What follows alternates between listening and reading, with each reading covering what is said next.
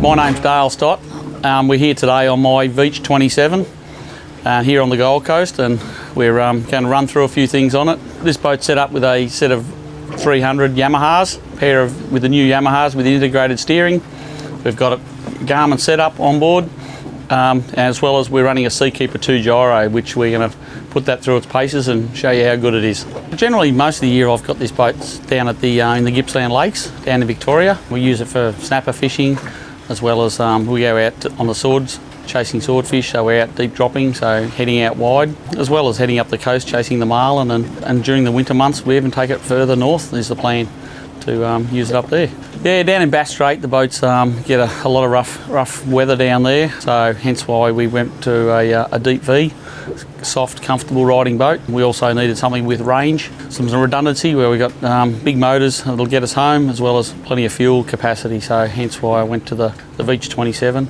We have the ability to run 700 litres of fuel on this boat, and yeah, it certainly gets us out there and back. I decided to put a SeaKeeper in the boat. I've got one in my a larger boat that I have. I run a SeaKeeper 9 in a Riviera, and understand the benefits of it. You know, I'm not getting any younger and I still enjoy my fishing. I've got 3 boys that enjoy the fishing with me, and it just allows you to stay out there all day. You're not getting beaten around, and it's just extremely comfortable.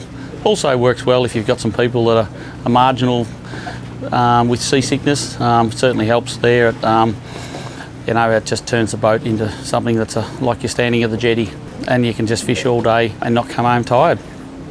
Yeah, I looked at a few of the options when I was considering it. Although I'd already had a SeaKeeper 9 in my larger boat, there's now more options in the trailer boat size. But considering the reliability I had and some of the reports I've read about some of the others, I just found it hard to go past the SeaKeeper with its reliability and its performance. It was, you know, it's hard to want to go away from something you know that works really well. It took the boat to the next level. The boats are relatively stable anyway with the deep V, but if you're out there today, we had 1.8 metre seas out there today. We got over 20 knots blowing, so it's pretty sloppy, so it's never going to be perfect out there. But when you turn the SeaKeeper on, you know, it'll show you. Look, it just turned the boat into something so stable you could walk around.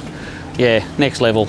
We've had some great trips out where we fished multiple days, and the SeaKeeper's just allowed us to keep backing up day after day when the weather hasn't been great off Bermagui. Run the SeaKeeper, everybody's fresh at the end of the day.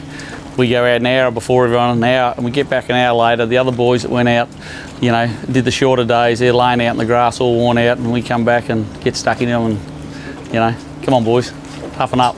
We don't have to, we're feeling good. If you're considering a SeaKeeper, and you've if you don't really like rocking around, it's something it's a fabulous option to go for. It just extends your fishing time and your comfort. If you can afford it, you know, because it isn't a cheap option, but it's a wonderful thing. It really helps you enjoy your fishing or your cruising.